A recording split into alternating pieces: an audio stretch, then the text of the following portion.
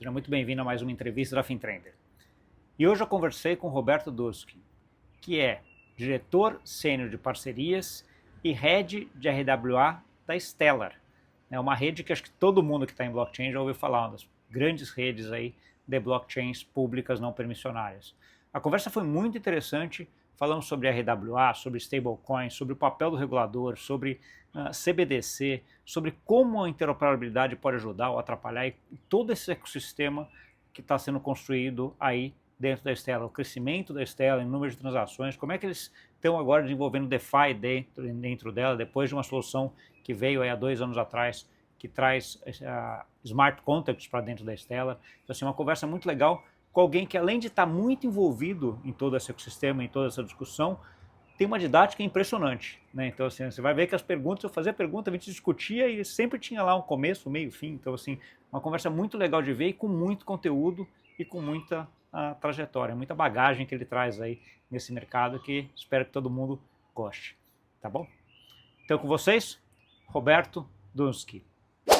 Tudo bom, Robi? Tudo beleza.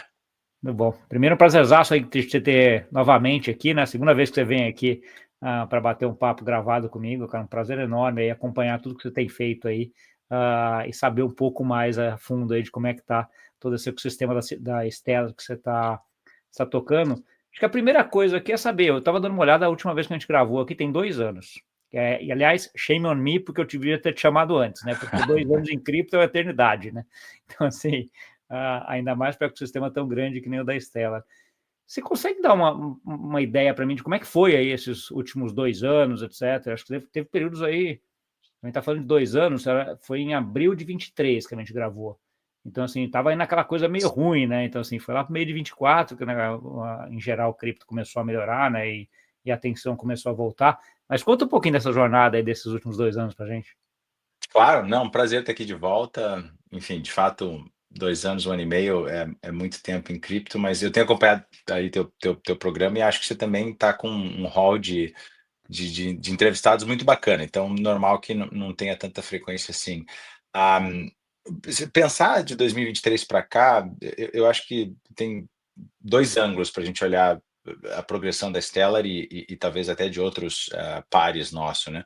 Eu acho que tem um lado a gente olhar o mercado de cripto como um todo, e daí nesse sentido a nova administração dos Estados Unidos e a evolução na regulação da União Europeia, do Oriente Médio e em alguns países da Ásia, gerou um apetite, tanto do ponto de vista do usuário final, como das fundações de fazerem mais coisa.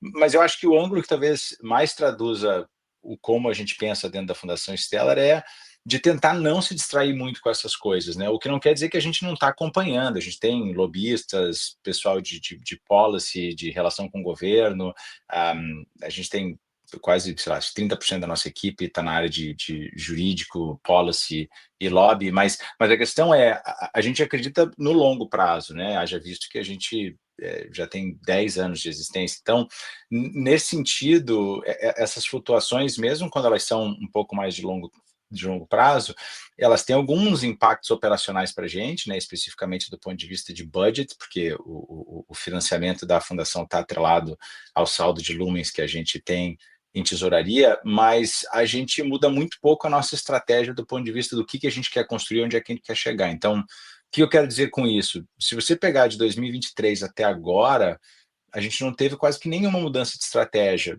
do ponto de vista mais assim alto nível. E mesmo o desdobramento dessa estratégia em coisas mais tangíveis, óbvio que tem refinamentos, eu acho que toda empresa, vamos dizer assim, aprende a melhorar a sua estratégia conforme ela evolui, mas também não mudou.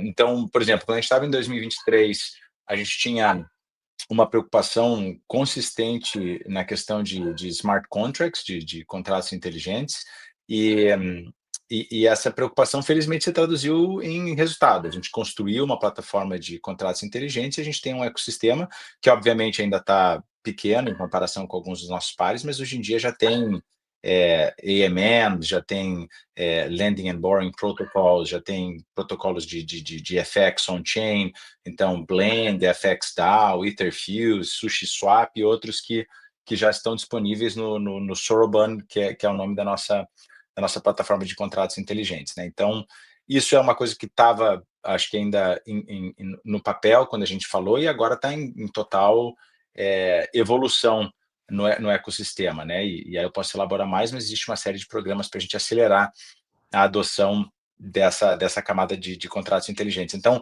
dentro da nossa estratégia, continua contratos inteligentes, DeFi, né, uma proxy para DeFi, como um foco muito grande nosso, e medido através de TVL, né, de Total Value Locked, e isso é cada vez mais uma meta estratégica nossa, com o conselho, com o senior management, né?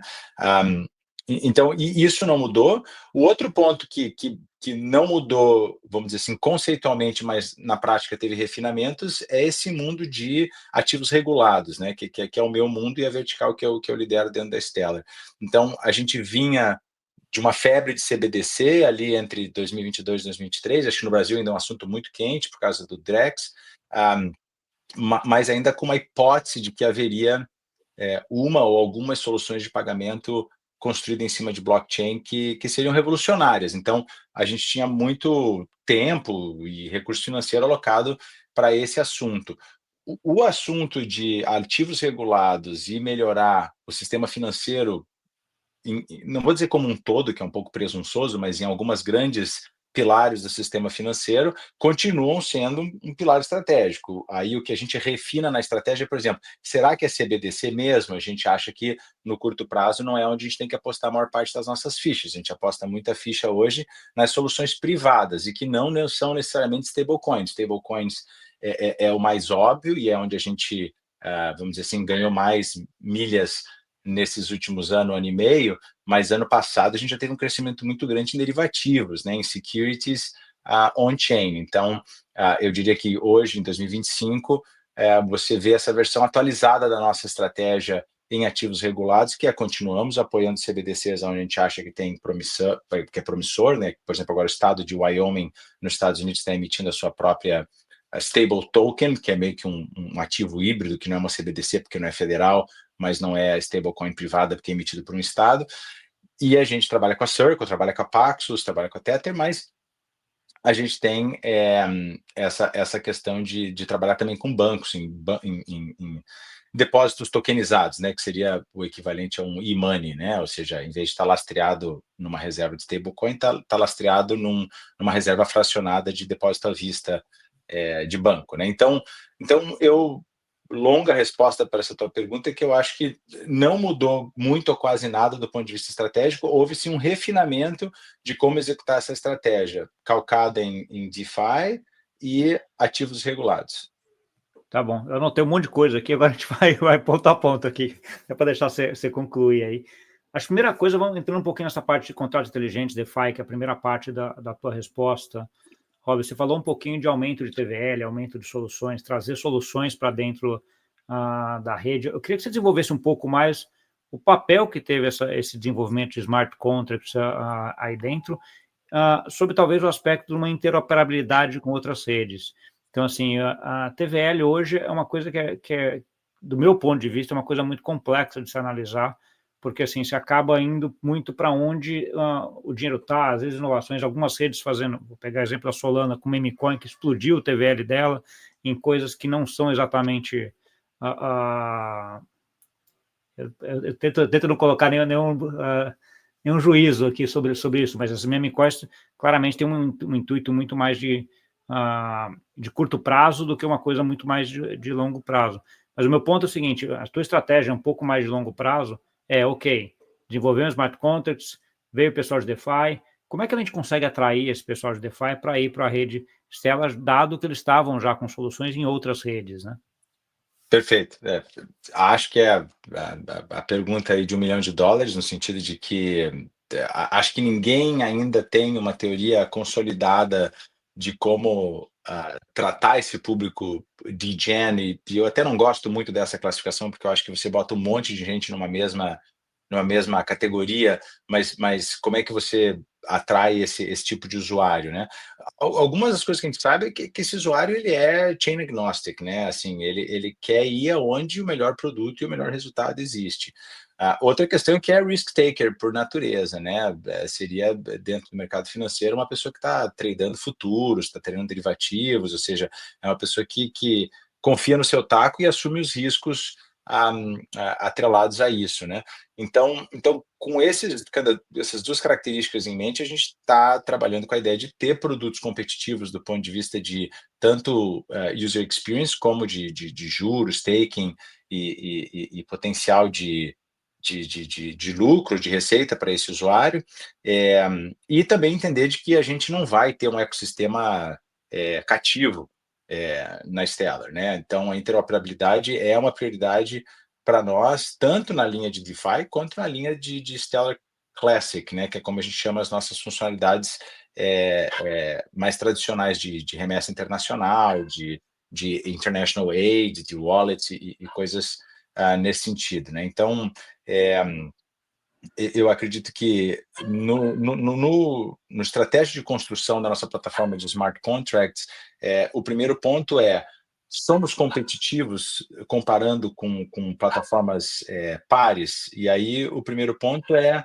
custo, né? Custo, a gente entende que a Stellar é competitiva, né? A nossa plataforma de smart contract é baseada em WASM, e Rust é a linguagem de programação, vamos dizer assim, titular para operar em WASM, e esse tipo de smart contract tende a ter uma performance maior do ponto de vista computacional. Então, são códigos menores, gasta menos recurso computacional nos nós, né, para rodar a máquina virtual.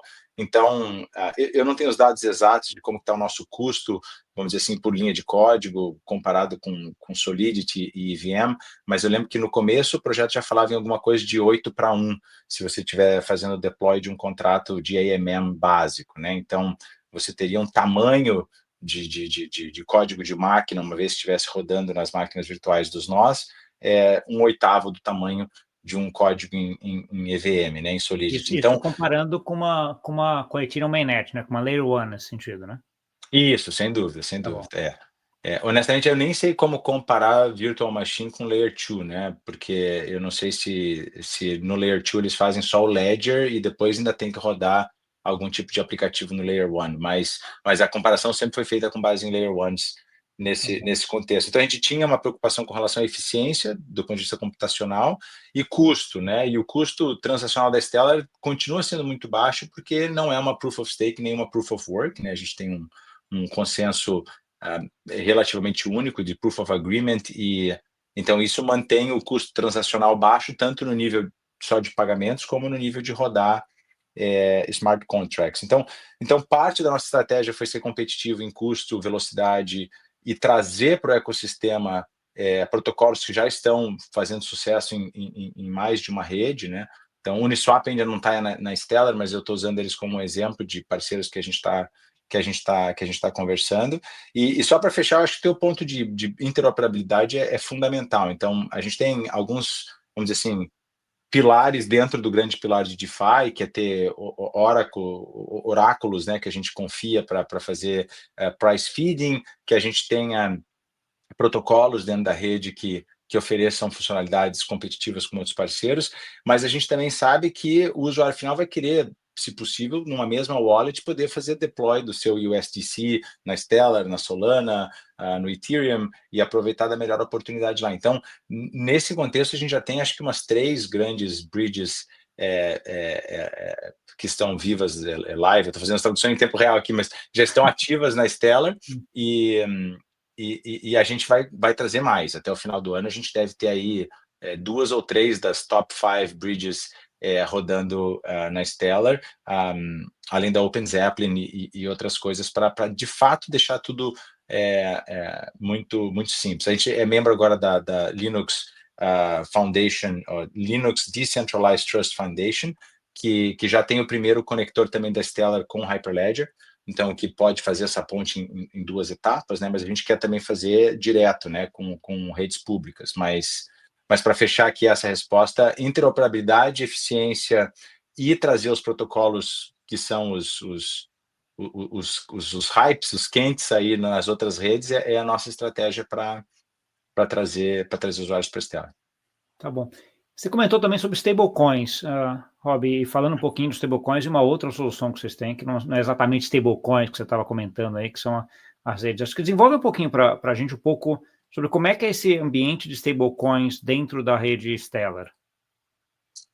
Stablecoin, assim, é muito essencial ou nativo para a gente, porque quando a Stellar foi criada em 2014, a gente logo na sequência, se não me engano, em 2015 já tinha a primeira stablecoin em dólar. A ideia ali não era ter uma visão como a Circle e a Tether tem de criar essa interoperabilidade de pagamento global, mas, acima de tudo, de permitir fluxos financeiros na Stellar atrelados a uma moeda, porque a gente nunca teve a intenção de usar o Lumen como um ativo ponte para a transação financeira. O Lumen tem uma função quase exclusiva de governança, de pagar as tarifas da rede. Então, diferente do Ripple, a gente nunca botou o Lumen no meio do fluxo financeiro. Então, já tinha nos primeiros projetos de remessa, e acho que um dos grandes fluxos que existiu na Stellar foi entre Europa e África, já ali em 2016, 2017, já tinha um volume bem grande, porque tinha uma Naira tokenizada na Nigéria e tinha um euro tokenizado na Alemanha, e um na França. Na verdade, na França foi a primeira emissão de euro tokenizado na Stellar, ali de 2016, e havia um fluxo B2B entre Nigéria e França. Na verdade, a cervejaria Heineken mandava dividendos da planta da Nigéria para a sede na Europa, usando stablecoin e câmbio na Stellar, fazendo o FX entre Naira e euro na Stellar. Então, para o usuário, isso é uma feature que existe até hoje, chama Path Payment, e é uma transação muito primitiva da Stellar, porque ela é muito barata e rápida de usar, que você diz, endereço A quer mandar X dólares para o endereço B que quer receber em euro, e a gente automaticamente vê a liquidez na rede e faz a melhor conversão. Se for de dólar para euro, ótimo. Se tiver que fazer uma ponte em Lumen, ou se tiver que fazer uma ponte em outra moeda, ele faz a ponte, para até quebrar em mais de uma conversão. Só entender um pouquinho mais desse fluxo aí. Isso é via pool de liquidez, via MM? Como é que é essa conversão, esse meio do caminho aí, Rob? Naquela época e ainda hoje, a maior parte da liquidez está em order book DEX, então não está em AMM DEX, Tá, né? Então a gente tem uma DEX compartilhada, que é a Stellar DEX, e qualquer usuário usando uma linha de código ou qualquer wallet, inclusive Lobster, StellarX, pode pegar e postar ordens de compra e ordem de venda de USDC versus EURC, Lumens versus USDC. Em breve a gente vai ter a Ondo, né, com o seu fundo de mercado. Então, você pode postar ordem de compra e venda lá. O usuário de remessa internacional, para ele é meio abstrato aquilo, ele não quer saber de order book, ele não trabalha com liquidez, ele está querendo mandar dinheiro de A para B e converter de moeda A para B. Então, isso simplesmente passa pela DEX numa ordem de pagamento única para o usuário final, né? Mas isso era, vamos dizer assim, só para voltar à tua pergunta original, vamos dizer assim, a história de stablecoin na Stellar. Então, vendo uma história onde stablecoin nem era chamado de stablecoin, a gente chamava de digital dollar, digital euro e por aí vai.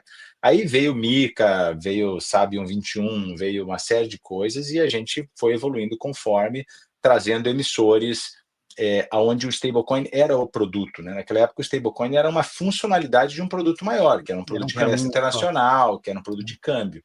Hoje em dia o USDC por si só é um produto, né? Então, a gente tem um trabalho exclusivo com esses emissores para entender, bom, quais são os casos de uso, quais são as funcionalidades que vocês precisam do protocolo para atender os teus clientes. E vice-versa, porque eles também querem saber da gente, né? Porque os clientes, boa parte, estão no nosso ecossistema.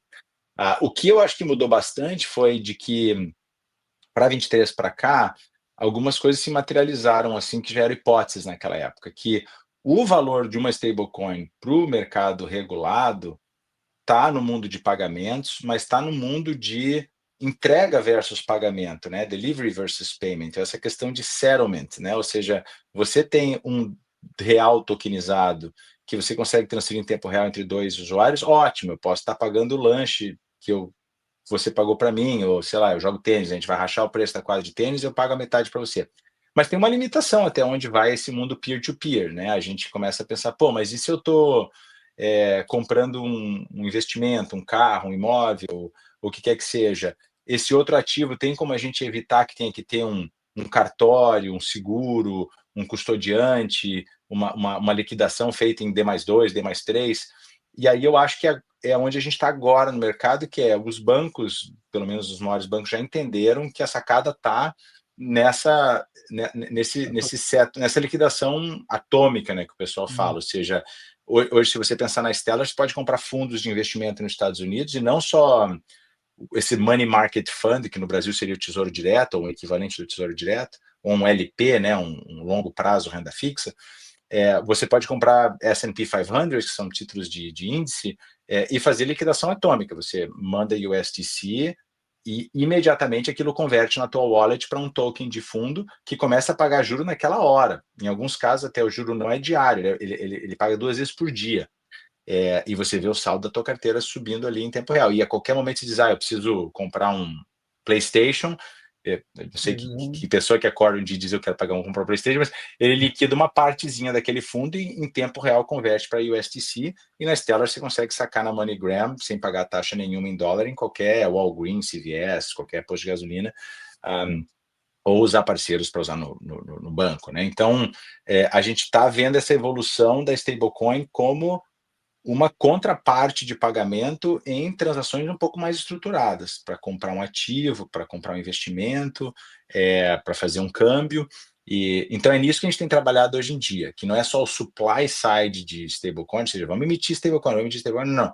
Vamos introduzir a stablecoin num fluxo financeiro, e esse fluxo financeiro vai precisar de mais algumas peças ali, do ponto de vista tecnológico, do ponto de vista até regulamentar, porque no caso dos Estados Unidos, quando você vai de stablecoin para um fundo, você já envolve 2 outros novos reguladores, né?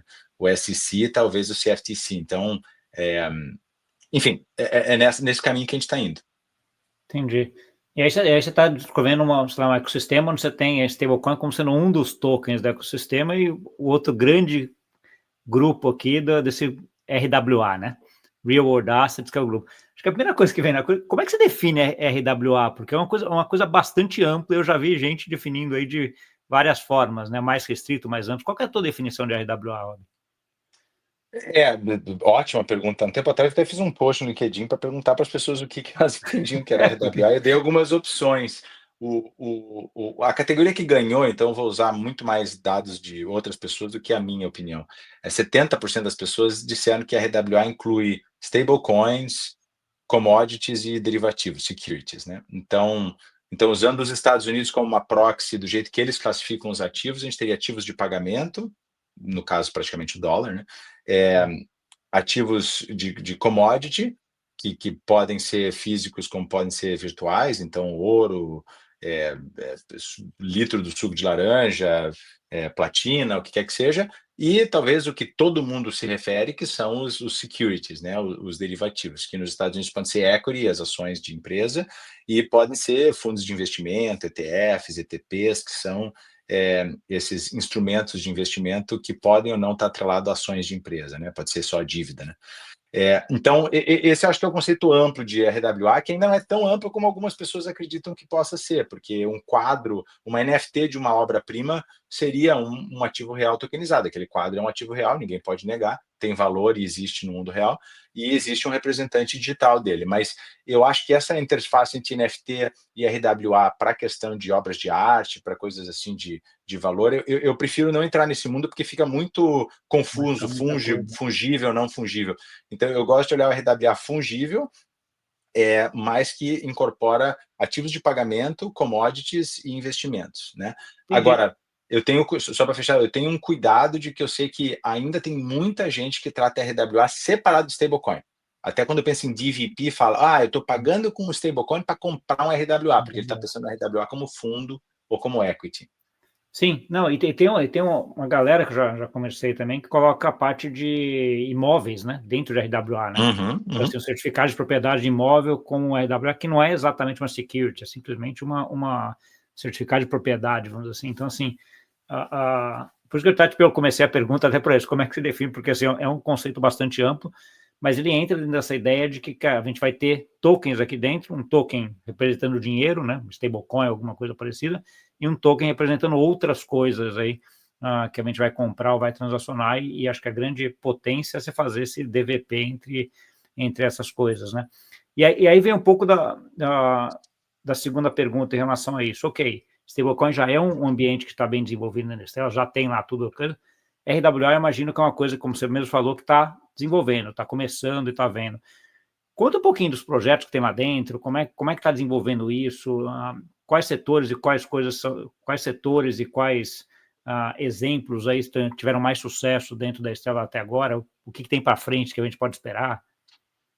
Perfeito. Então, acho que só conectando aquela resposta anterior, acho que stablecoin como uma ferramenta ou como parte de uma engrenagem já é meio que um fato consumado dentro da Stellar, né? Então, se você pensar, as Nações Unidas usam a Stellar para fazer ajuda humanitária na Ucrânia, o governo da Alemanha usa a Stellar para fazer ajuda humanitária na Síria, a gente tem alguns projetos na América Latina, tudo isso, no fundo, está usando stablecoin, né? Agora, para o donor e para o doador e para o recebedor, isso é abstrato, né? A gente tem um saldo em dólar, a gente tem um recebimento em dólar que é feito câmbio para hryvnia na Ucrânia ou para peso na Colômbia, e isso é convertido ali em nível de wallet, que seria a mesma experiência se estivesse num banco, você recebe lá um depósito em dólar, se converte para moeda local. Então, a stablecoin, especialmente o USDC, tem sido, sei lá, 90% do nosso volume, é quase que, vamos dizer assim, a engrenagem mestra para habilitar esses outros casos de uso de pagamento. Quando a gente pensa na minha vertical da RWA, eu tenho também um mandato de stablecoins, mas muito mais de olhar para frente, ou seja, quais são ou as novas stablecoins que fazem sentido no ecossistema, ou as funcionalidades das stablecoins existentes que podem ser úteis para a gente. Então, quando a gente pensa a Circle, ela tem vários produtos construídos em cima do USDC e do URC para agregar valor para os seus parceiros, né? Eles têm o Gas Station, que é uma abstração de conta, eles têm o CCTP, que é uma ponte, eles têm o Smart Contract Platform, que é basicamente uma IDE para você desenvolver aplicativos. Então, esse tipo de produto está dentro da minha equipe para a gente olhar quais são os que a gente acha que são mais promissores e também novos ativos, né? A gente recentemente assinou um acordo com a Paxos e tem outros emissores que estão vindo para a Stellar, seja no mundo de stablecoin, seja no mundo de RWA. E muitos deles emitem ambos, né? Se você pegar o Wisdom Tree, por exemplo, nos Estados Unidos, eles emitem uma token de dólar e 12 ativos na Stellar, sendo acho que 11 securities e um commodity. Então tem ouro, tem ETF de Bitcoin, ETF de Ethereum, e daí tem S&P 500, Money Market Fund.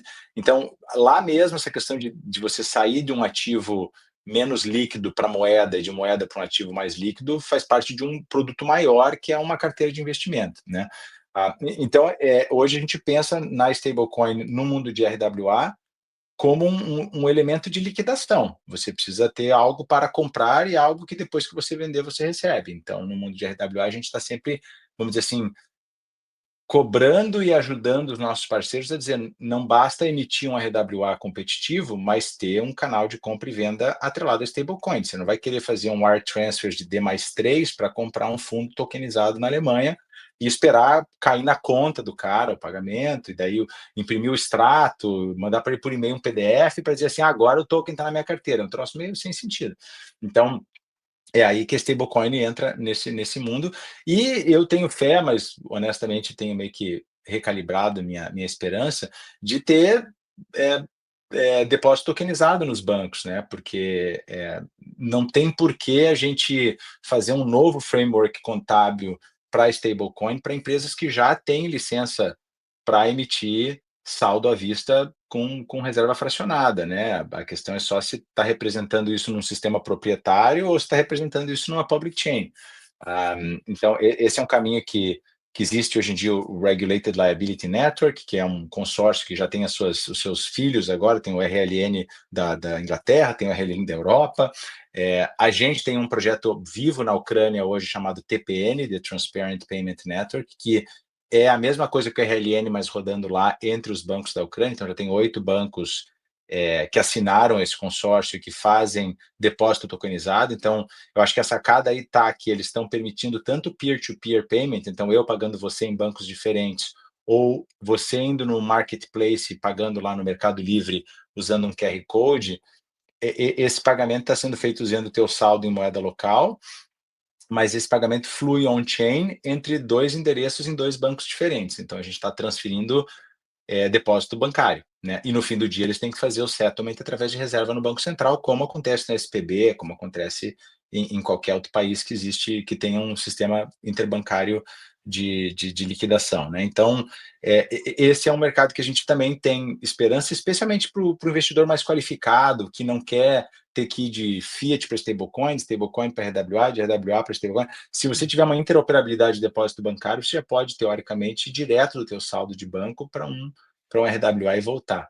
Mas a gente, vamos dizer assim, trabalha com esses cenários em paralelos. Eu acho que, por enquanto, e já seria uma grande evolução, é ter uma adoção mais mainstream de stablecoin versus RWA, né? Compra e venda nesse mundo. Nesse caminho.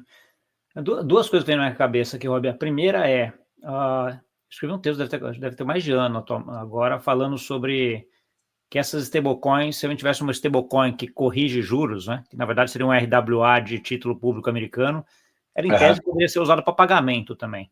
Né? Então, assim, aí essa discussão entre moeda de pagamento, ou token de pagamento e token RWA, começa a ficar um negócio meio bagunçado nesse meio do caminho. Eu queria ouvir um pouco a tua opinião sobre essa discussão entre, ok, no futuro a gente vai ter um token que vai ser um token de pagamento e um token de RWA, ou vai ficar meio que tudo junto, dependendo do que você tem? Um pouco de como é que você vê isso. A outro ponto, é que depois eu faço pergunta, mas já para você ir pensando, essa discussão entre redes públicas permissionárias e redes públicas não permissionárias. Mas vamos nessa primeira, depois eu chego nessa daí. Não, beleza. Ótima pergunta. Acho que essa tua teoria ou hipótese é uma que eu comungo. Já venho pensando nisso há mais de ano, e honestamente, até porque não foi uma ideia minha. A Franklin Templeton, que foi um dos nossos primeiros parceiros em emissão de RWA, emitiu um Money Market Fund, que é o tipo mais low risk de fundo nos Estados Unidos, né, regulado por uma lei lá de 1940 sobre como que emite Money Market Fund, que nada mais é do que um fundo lastreado em dívida soberana, e não só dívida soberana, mas dívida soberana de curto prazo. Então, não pode ter vamos dizer assim, tesouro direto, 20 né, anos, né? Acho que 20 até anos para 6 frente. meses ou até um ano, né? Que é o máximo que pode ter. Exatamente. Então eles já tinham na concepção desse produto que em algum momento ele seria um produto de pagamento. Hoje existe uma série de empecilhos regulatórios para que um ativo que gera juro seja utilizado como pagamento, por conta da forma com que você tem que fazer o onboarding do cliente, né? Então, um cliente que está fazendo um onboarding de investimento precisa fazer uma avaliação de perfil de risco, precisa fazer o KYC, e se você for transferir para uma outra pessoa, você tem que garantir que essa pessoa passou pelo mesmo processo. Então, longe de ter a experiência que você tem com o USDC, que eu passo para a tua wallet e segue a vida. Né? Não obstante, conforme o ecossistema desses emissores cresce, a gente começa a ter pagamentos dentro daquele ecossistema. A gente já tem hoje usuários dentro do mundo da Franklin Templeton pagando entre eles em tempo real na Stellar, usando o Band, mas são mais casos B2B. Então a gente tem, por exemplo, já teve inclusive um press release sobre um cliente do Franklin Templeton que enviou o Band para uma corretora que também é cliente da Franklin Templeton para usar o Band dele como garantia para fazer um trading de futuro, né, overnight. Então, ali começa a ter uma realidade de transferência de propriedade de curto prazo daquele ativo para habilitar casos de uso que não são só exclusivamente de buy and hold, né? Eu estou buying and holding, mas uma parcela eu estou mandando para lá e para cá. Você pode pensar em fundos de investimento private equity que tem o seu capital mais líquido usando o Band, e se ele tem uma oportunidade de investimento de curto prazo, ele já manda o Band para a empresa que ele investiu em tempo real. Ele fala, eu quero pegar essa rodada, essa série A ou esse safe, e eu estou mandando Band em tempo real. E tem uma outra grande vantagem, você sabe que a tua empresa que você está investindo está segurando dinheiro num ativo líquido, que vende juro, então ele não está torrando dinheiro, e você, inclusive, pode monitorar na rede como é que está o saldo da tua empresa do portfólio, né? Mas aí a gente até entra em outras características da Stellar. Mas existem empresas trabalhando com produtos em que você teria um security permissionless, né? Então, acho que a Ondo é o mais popular hoje com o USDY, a gente trabalha também com a Midas na Alemanha, que tem o MT-Bill, e tem outros que estão sendo criativos do ponto de vista regulatório, né? Eles não estão quebrando nenhuma regra, mas entendendo, bom, existe um universo onde eu consigo fazer um ativo de baixo risco que paga juro diário, ou juro por hora, ou tem rebasing, e que a pessoa possa transferir livremente, e eu acho que esse caminho está sendo desenhado, né? Mas é uma discussão que, quando você perguntou, eu estava pensando quando você estava falando a pergunta, existe um mundo onde essas coisas se confundem? Eu acho que sim, do ponto de vista do usuário final, mas nunca vai se confundir do ponto de vista regulatório. Que do ponto de vista regulatório, cada vez mais os frameworks são separados, né? MiCA fala sobre ativos de pagamento, nos Estados Unidos o mandato entre CFTC, OCC e SEC também é bem claro, apesar que CFTC e SEC tem gente que acha que devia fundir, mas então você vai ter sempre uma discussão de, no fim das contas, que diabos é esse ativo, né? Agora, se há formas de você habilitar ele on-chain, que ele fique mais fácil de usar, tanto para você segurar e ganhar juro, quanto para pagar, aí eu acho que talvez o usuário final, em algum momento, já não se percebo preocupe essa. mais tanto. Mas para o emissor e para o custodiante, sendo um outro agente importante dessa equação, vai sempre importar. Ele sempre vai querer saber se isso é um ativo classificado naquela jurisdição como um e-money, um ativo de pagamento, ou um investimento, um derivativo. É curioso falar isso, porque uma das coisas que você estava pensando quando você estava falando é o seguinte: uma das coisas mais poderosas que a gente teve nas últimas décadas é a separação muito clara entre tesouro e Banco Central, né? Que no final das contas acaba sendo um pouco isso, né? O tesouro cuida de dívida, security ali, e o Banco Central um pouco mais na parte de moeda, pagamentos nesse sentido, né? Então, assim, se acaba essa separação do ponto de vista de regulação, acho que é uma coisa que deve se manter, mas esse mundo de tecnologia acaba para o usuário final juntando tudo no final das contas, né? Então você vai ter uma moeda que é emitida pelo Banco Central, na verdade que vai ser referenciada a um título que está emitido pelo Tesouro, né? Então assim, que parte pagando juros.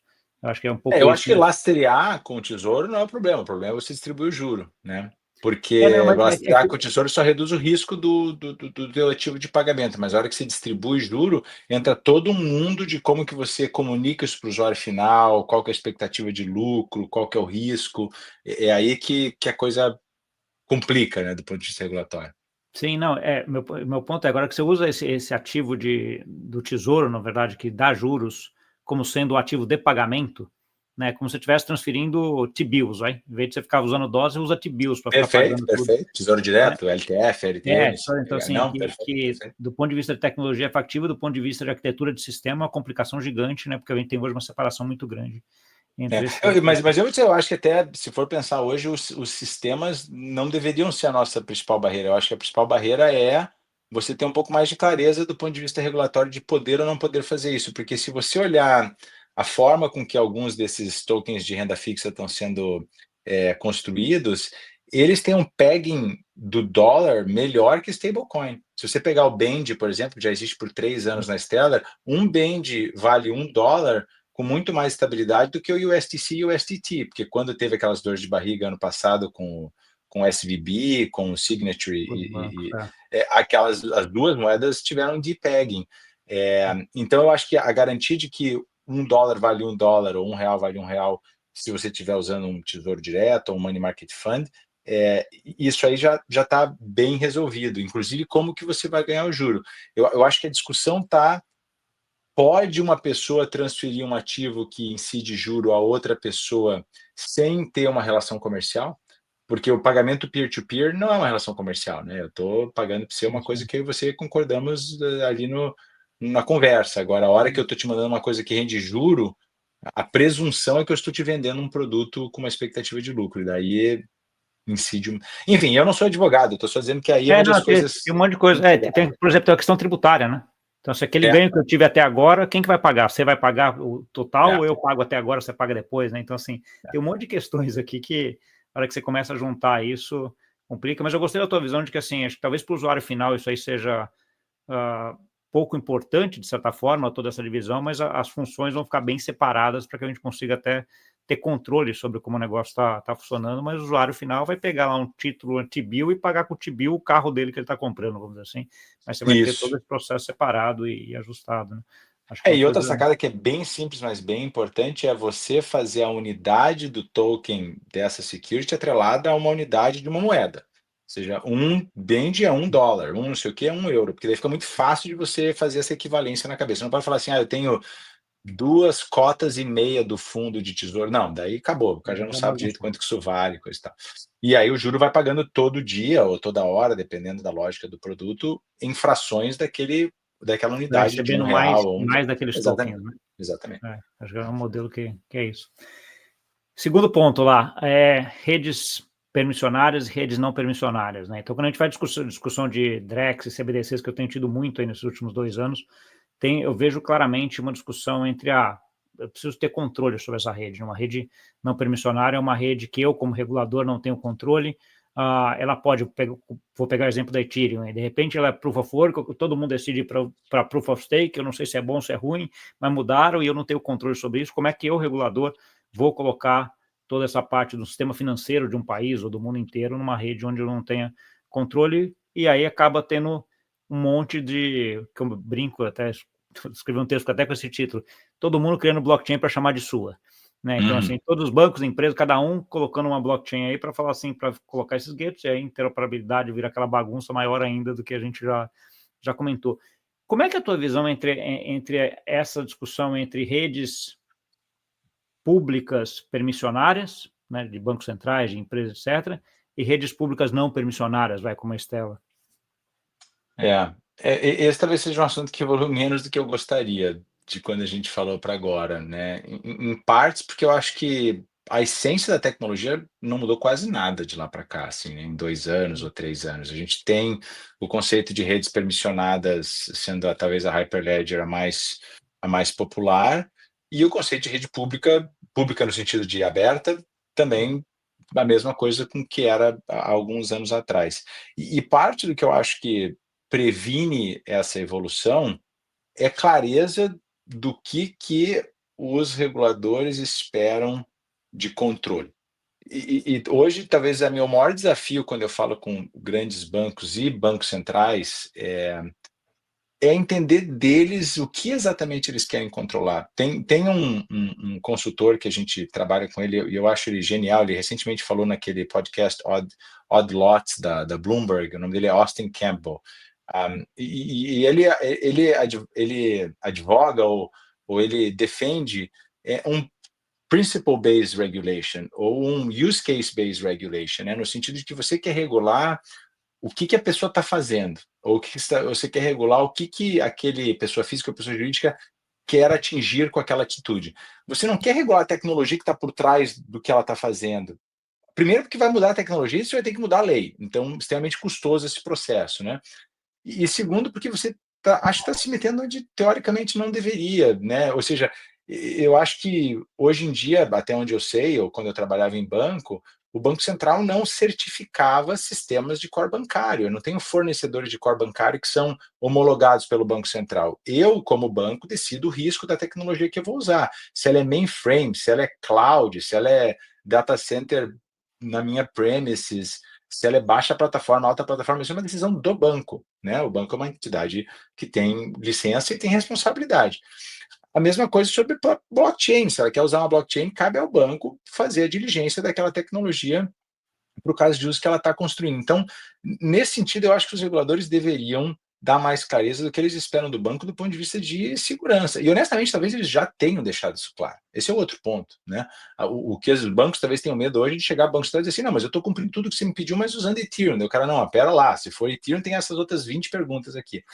Mas a gente pergunta, da onde surgiram essas 20 perguntas, né? Então, eu acho que essa falta de clareza entre o que é o risco e o mitigador do caso de uso versus o risco mitigador da tecnologia é onde a coisa está ficando confusa. Né? Na administração anterior dos Estados Unidos, teve uma nota conjunta entre o Fed, o que seria o FGC, daqui o FDIC, e a OCC, que é o órgão supervisor de bancos, dizendo que redes públicas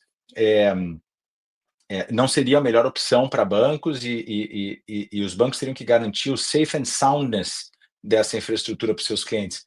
Mas espera lá, os bancos já não têm que garantir safe and soundness hoje? Aí ficou assim, aí o que aconteceu? Todo mundo deu um passo para trás, falou assim, não, espera lá, tem uma mensagem encriptada aqui. Quer dizer que se eu tentar alguma coisa com rede pública, eu vou entrar num labirinto de due diligence que não vai me chegar ao final. E tem até essa discussão de que existe um choke point 2.0 nos Estados Unidos, né, em que os reguladores querem tornar contas bancárias atreladas a cripto quase impossíveis. Mas esse é um assunto que, por si só, rende um episódio aqui. Mas voltando à pergunta original, eu acho que os reguladores têm dois desafios aqui. Um para que o sistema financeiro possa adotar novas tecnologias, eles têm que se antecipar a riscos que essa tecnologia possa trazer, mas, na minha opinião, determinando quais são os riscos e controles do caso de uso final, do produto final, né? E se esse produto tem, por exemplo, atributos de confidencialidade, então, por exemplo, o Banco Central vai dizer, olha, tal transação é confidencial entre comprador e vendedor. Aí o banco que está oferecendo aquele produto, ele tem que dar um jeito de habilitar a confidencialidade. Se ele está usando uma rede pública, ele pode fazer um Zero Knowledge Proof, ele pode fazer um Account Abstraction, ele pode fazer o diabo do ponto de vista de tecnologia para garantir essa privacidade. Ele também pode fazer uma rede privada. Na minha opinião, vai quase que defeat the purpose, né? Porque você vai perder quase todos os benefícios da rede pública. Mas o outro ângulo, e eu vi que eu estou falando bastante coisa aqui nessa resposta, é se o agente público está emitindo um ativo, aí o buraco é mais embaixo, porque daí ele está no risco de regulador e de emissor, né? Ele está tendo que garantir não só que o sistema funcione, mas ele é o emissor daquele ativo. Então ele vai ter que cumprir as próprias regras, teoricamente, que ele impõe aos outros atores do mercado financeiro e fazer a sua própria diligência da infraestrutura que ele está usando para o seu produto. E aí, nesse caso, se o Banco Central quer usar uma rede permissionada ou quer usar uma rede pública, depende da sua interpretação de risco para emitir aquele ativo específico, por exemplo, uma CBDC ou um título de tesouro, né? Então, eu acho que hoje tem várias opções. Eu não sou contra nenhuma delas, seja rede permissionada, seja rede pública, seja Layer 2.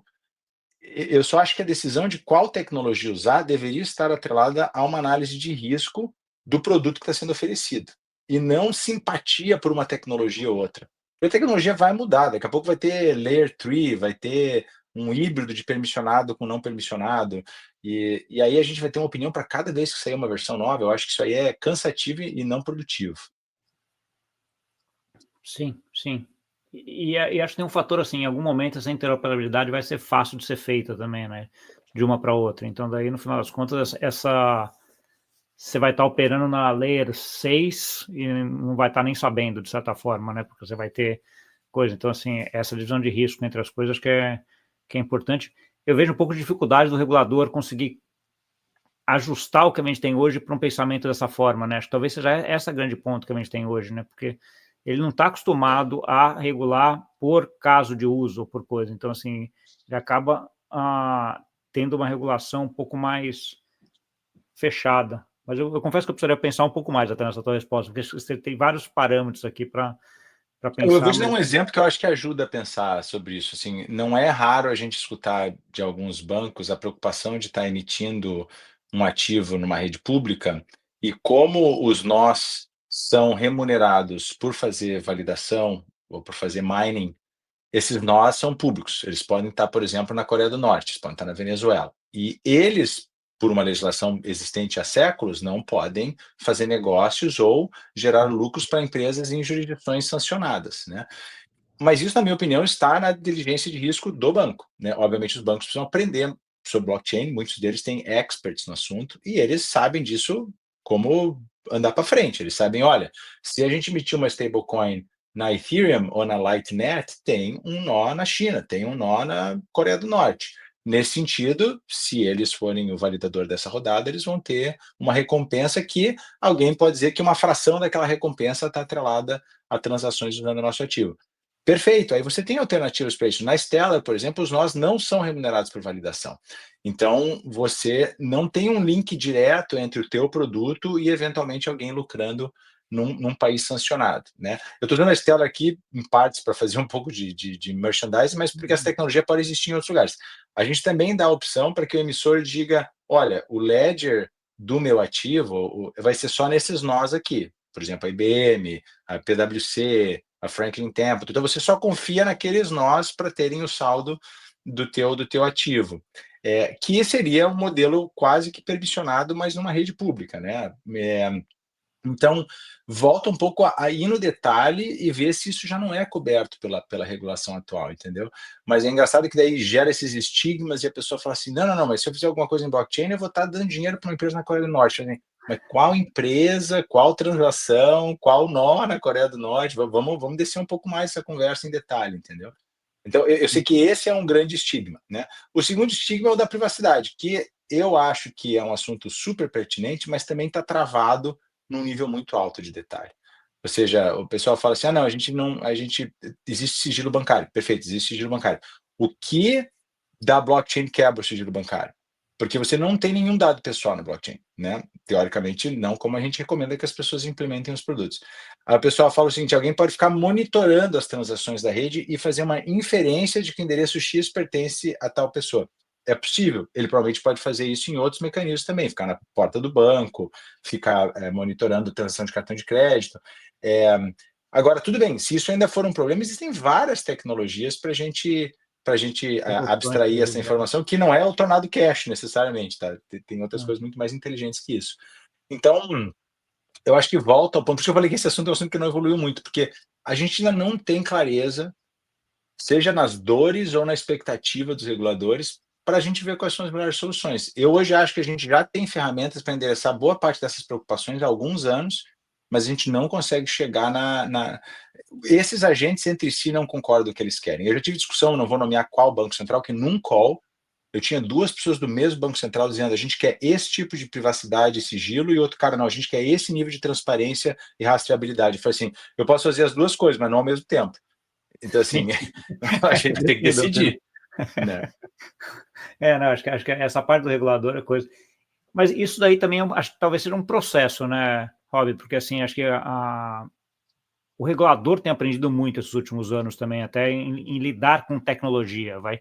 Eu acho que a gente se pegar as funções do Banco Central do Brasil, que eu acompanho há mais tempo, sei lá, 10 anos atrás, mudou bem a função dele do que era 10, 15 anos atrás para o que era hoje. Ele é um Banco Central muito mais atuante em termos de inovação, em termos de ter que responder para o mercado. Isso eu imagino que isso aí seja em todo o lugar do mundo, né? Então, assim, você vê esse projeto CBDC... Mas não sei, essa analogia do Brasil com os lugares do mundo eu já escutei e eu sempre levanto a mão um pouco, porque é o seguinte, o Brasil acho que é mais exceção do que regra. Eu não sou um estudioso de Banco Central, mas o Banco Central brasileiro é um Banco Central que ele tem uma verticalização na cadeia de valor muito maior que outros bancos centrais. Ele não se restringe quase que exclusivamente à regulamentação. Ele implementa infraestrutura, ele define formas de integrar com essa infraestrutura, e o Banco Central hoje tem SLA, tem Customer Service, ele é quase um vendor, porque se dá problema no PIX, se dá problema no SPB, se dá problema nesse tipo de coisa, o pessoal entra em contato com o Banco Central, ele tem que usar as APIs do Banco Central, a documentação do Banco Central. Então, o Banco Central no Brasil,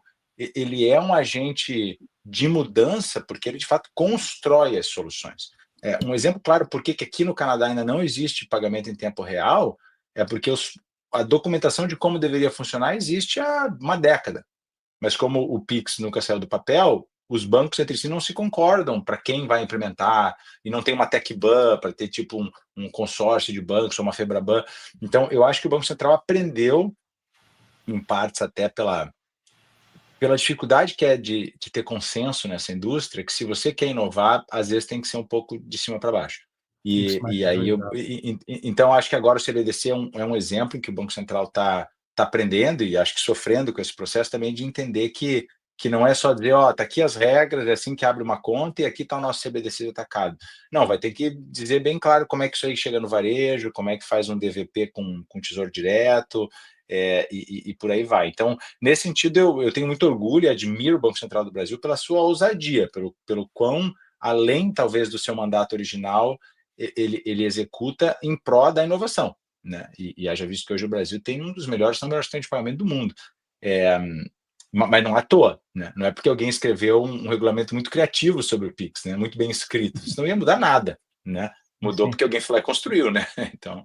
né, acho que você tem um ponto, acho que não dá para pegar ele como padrão, né, acho que ele é mais a exceção do que o padrão quando a gente vai olhar para outros aí, mas o que eu vejo é os outros tentando fazer um catch-up, vamos dizer assim, nos últimos anos, aqueles bancos centrais que eram bem tradicionais, estão tentando pelo menos inovar na parte do CBDC e fazendo, e acho que essa construção desse conhecimento vai ajudar essas questões que a gente estava comentando, entendeu, porque assim, à medida que eles vão conhecendo, vão discutindo mais, vão vendo, e vão atuando nessas redes públicas, em blockchain ou redes permissionárias, Hyperledger, sei lá, isso vai ajudando eles a ter mais conhecimento disso e até ajudar na parte da regulamentação e para ir para um cenário um pouco mais ajustado, né? E essas questões que você comentou muito acabam, a diferença talvez seja o tempo disso, né? Que pode ser que demore algum tempo em relação a outros. E os bancos centrais acabam sendo talvez o primeiro agente federal a adotar algo que vai permear outros agentes. Por exemplo, no Brasil, eu acho que o Banco Central ajudou muito a CVM a se aproximar do assunto, aonde talvez tenha tanto ou mais potencial do que no próprio Banco Central de explorar a blockchain, né? E isso acontece também na Europa. A MiCA força com que o ECB entenda, e a ESMA, como é que funciona a blockchain. Então você acaba tendo esse quase que vazamento positivo de uma curiosidade de uma infraestrutura que vai para outros agentes, né? Porque, como eu falei no começo, a gente está vendo que stablecoin ou CBDC sozinho agrega pouco valor. Talvez nem o suficiente para compensar o custo.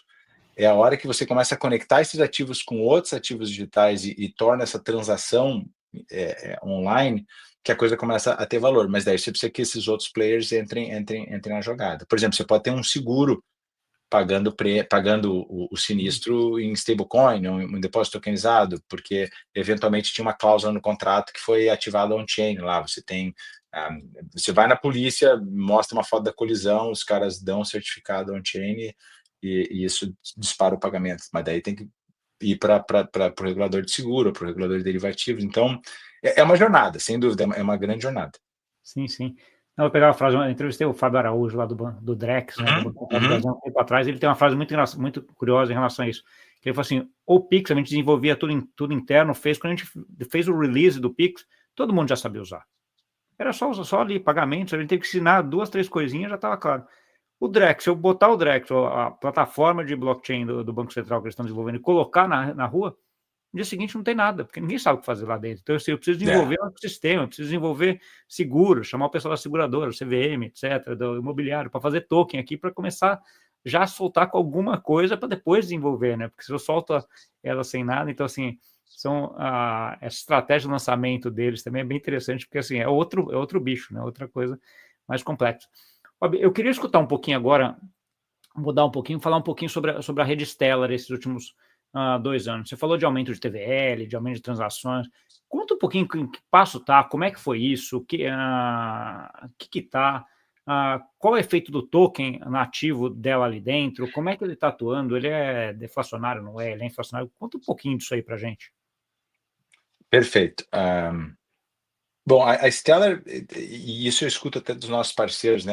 Ela atrai alguns e repulsa alguns, porque ela tem um crescimento slow and steady, né? Assim, a gente cresce quase que de forma estável todo ano, mas a gente não tem picos de crescimento como você observa em outras redes que talvez estejam envolvidos em coisas mais voláteis, como meme coins ou airdrops ou coisas dessa natureza.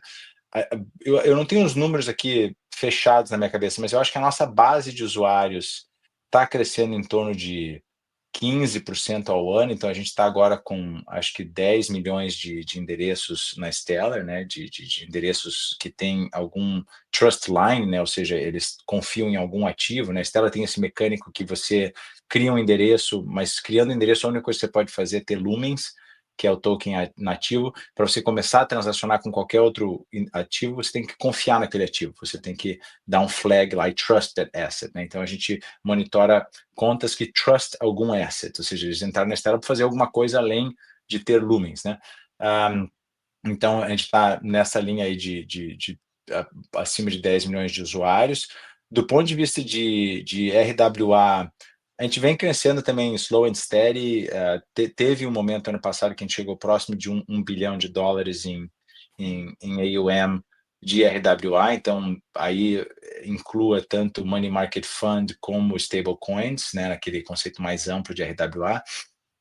Isso caiu um pouco recentemente e a gente já observa na Stellar um padrão de comportamento de stablecoins, onde elas sobem, normalmente cada 3, 4 meses de saldo, atinge um certo pico e cai e começa a subir de volta.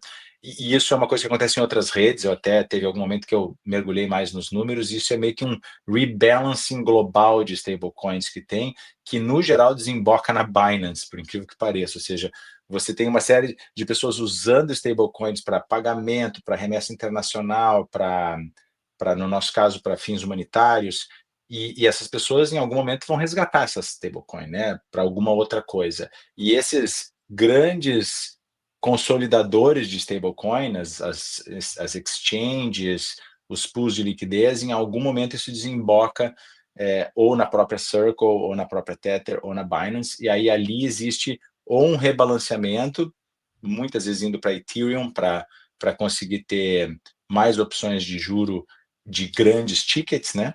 Ou simplesmente liquidando para Fiat e voltando para o mercado tradicional. Então a gente está aí nesse meio que teto de $1 bilhão de RWA, que a ideia é que ele seja rompido, seja pelo crescimento de DeFi, que daí cria um novo caso de uso para que esses ativos fiquem na Stellar, que até então tem sido muito uma rede de pagamentos, então a gente mede muito mais a velocidade do dinheiro do que o acúmulo do dinheiro.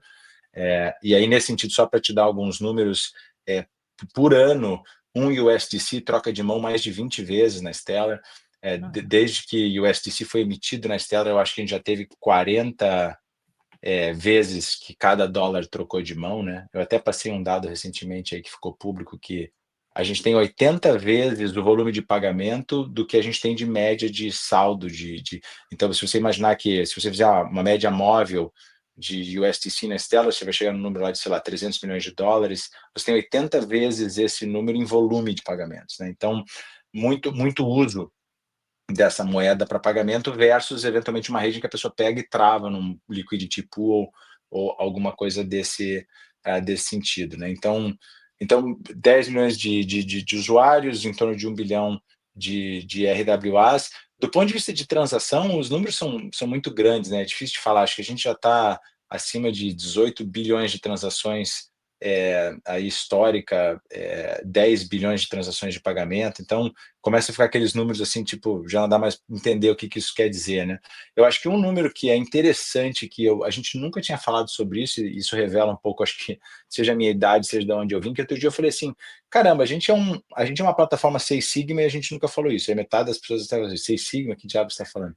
Eu falei, sim, a gente tem 5 noves depois da vírgula de uptime, né? Porque a gente ficou fora 47 minutos em mais de 10 anos. Então, nós somos uma payment platform que cumpre os requisitos mais altos de disponibilidade que existem no mercado, né? Então, esse é um indicador que eu acho que nos diferencia especialmente de outros, como a própria Solana e coisa e tal, no sentido de disponibilidade, ou seja, para missão crítica, a gente se vê como uma rede muito boa, ou seja, nosso block time é no máximo 5 segundos e o nosso uptime passou de 5 noves depois da vírgula, né? 47 minutos em 10 anos.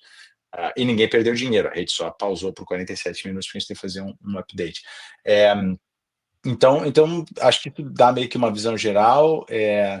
Do ponto de vista de países, a gente tem on-off ramps em 180 países, boa parte disso através da MoneyGram, mas existem outros grandes parceiros que permitem que você consiga fazer cash out em vários países. A gente recentemente fez uma parceria com a Mastercard também, que em breve vai estar habilitando cash out através de cartão com wallets de cripto, né? E sobre o Lumen, também um assunto que tem espaço para uma reunião inteira, mas ele é não inflacionário, houve um minting na gênesis da Stellar de 100 bilhões de lumens, boa parte desses lumens ficaram com a fundação, isso é público, se for no Google escrever Stellar Mandate, vai estar lá os nossos ledgers quebrados de quanto que a gente tinha quando a rede criou e quanto que a gente tem hoje, vamos dizer assim, a wallet da Stellar, da Fundação Stellar tem um propósito, então marketing, caso de uso, hackathon, vai estar tudo quebrado lá. Houve um burning de metade do supply em 2019, se eu não me engano, com a intenção de... eu acho que, na verdade, era para aumentar a liga. Honestamente, acho que eu não sei bem por que a gente fez esse burn de metade do supply. Acho que tinha muito non-circulating balance, né? Tinha muito balance parado, e a ideia seria se diminuir o saldo total, a gente aumentaria, pelo menos matematicamente, certamente aumenta, porque percentualmente vai ter mais em circulação do que parado. Então, hoje a gente tem... então, teve um episódio deflacionário ali, né? Mas, assim, 50 bilhões de lumens em circulação e não existe nenhum plano, código, qualquer coisa que preveja minting novos lumens. E na Stellar, inclusive, quando você paga a fee em lumen, como os nós validadores não são remunerados, esse fee só vai para uma wallet que é uma wallet de fees. E essa wallet ninguém tem a private key. Então, ela basicamente é um depósito de fees. entendeu? Que está lá. Hoje a gente tem algo em torno de $126 mil em FIIs acumulados que foram pagos para essa wallet que basicamente aquele dinheiro vai morrer lá. Faz uma queima de Lumens nesse sentido, né? Porque ninguém vai Isso, poder mexer nunca. exatamente. Mas é transparente para saber quanto que foi pago e para aqueles que, a grande maioria das pessoas ouvindo isso aqui já sabe, mas assim, o grande motivo de existir o Lumen e de existir tarifa é porque se existe até equações, se você vai baixando o FII de uma rede, você perde completamente o controle do propósito dela, né? Porque dela vira uma rede completamente de scam, spam, airdrops, mensagens sem propósito. Então, você tem que sempre achar um bom balanço entre eficiência e casos de uso legítimo, né? Você não quer as pessoas usando a gente fazer spam. Um exemplo disso é que na América do Norte, por exemplo, o SMS é gratuito para grande maioria das pessoas. É impossível usar SMS hoje em dia aqui, porque a quantidade de mensagem falsa que você recebe por dia é insuportável. Por isso que cresceu tanto o Telegram, WhatsApp, porque você tem um pouquinho mais de controle sobre quem que você está interagindo, mas no SMS o pessoal falou, olha que legal, vai ser de graça, e aí virou um Casa fuzuê. cai, né? Ótimo. Rob, chegamos perto do tempo que a gente tem aqui. Eu queria te deixar um espaço agora para deixar uma mensagem final e onde o pessoal continua essa conversa contigo. Claro, não, acho que comigo o melhor canal é o LinkedIn, meio old fashion, mas é onde eu sou bem assim responsivo para mensagem e para contatos. Então, vou estar lá como Roberto Durski, eu sou o Rob, que é como me chamam aqui no norte, a Durski. E eu acho que a mensagem final que eu deixo para o nosso ecossistema é uma mensagem de colaboração, né? Assim, eu sei que é bem romântica essa ideia, mas tem muita. Eu tive num evento e teve um comissário da CFTC nos Estados Unidos, que seria o equivalente no Brasil, não a CVM, enfim, um dos grandes agentes reguladores lá, e ele falou assim: a gente até está tentando ajudar com a regulação, mas tem tanto pillow fight nessa indústria que a gente fica assustado com a quantidade de pena que está voando. Ou seja, é tanta gente dando travesseirada na cabeça um do outro dentro do próprio ecossistema que é difícil quem está de fora entrar para ajudar, né? Então, eu acho que seja Layer 1, seja Permission versus Permissionless, é, tem espaço para mais colaboração, tem espaço para a gente fazer padrões, por exemplo, tem espaço para a gente ter um lobby com reguladores conjunto, e não é isso que eu vejo ainda, mesmo aqui na América do Norte, assim, tem muito, ainda tem puxação de tapete, tem querendo chegar primeiro, saber de uma RFP antes da hora, falar com o regulador, e eu acho que é um pouco improdutivo isso, porque no fim das contas o regulador não vai ficar mais confortável se ele souber que um agente específico chegou nele primeiro, dizendo que já sabe o que ele quer e coisa e tal. É muito melhor que venha coletivamente uma opinião, e aí depois a gente se diferencia, seja no preço, seja em atributos específicos. Então, a minha mensagem final, que é uma mensagem que fala também muito dentro da Stellar, vamos abrir a cabeça além do nosso ecossistema, certamente construir um produto que a gente tem orgulho dele, mas a colaboração com as outras Layer 1s e com as outras fundações e com as exchanges também é fundamental. A gente tem que aprender um com o outro, né? No Brasil, tenho uma relação ótima com o mercado Bitcoin e em nenhum momento eles ofereceram exclusividade para a Stellar. Eles simplesmente compartilham o aprendizado com a gente compartilha com eles e isso acho que fomenta uma relação muito mais produtiva do que com outros players equivalentes a eles que estão só interessados em uma transação ou um certo grant, uma certa financiamento de um projeto, mas não tem uma questão mais construtiva de discutir onde é que a gente quer chegar. Bom, vou parar por aí. Tá ótimo. Obrigadão aí, prazerzaço pegar um pouquinho desse teu conhecimento aí, que é enorme, né, nesse ecossistema, e acho que você tá aí bem envolvido em tudo, então, assim, agradeço bastante, acho que é um episódio bem legal, acho que a galera vai curtir bastante aqui, e eu vou anotar aqui para não demorar 2 anos para te chamar de novo, não. Combinado. Show Obrigadão. de bola. Obrigado, Gustavo. Se você chegou até aqui, é porque deve ter gostado desse episódio. Então não esquece de deixar o like, compartilhar com aquele amigo e amigo que gosta desse assunto. E até a semana que vem. Tchau, tchau.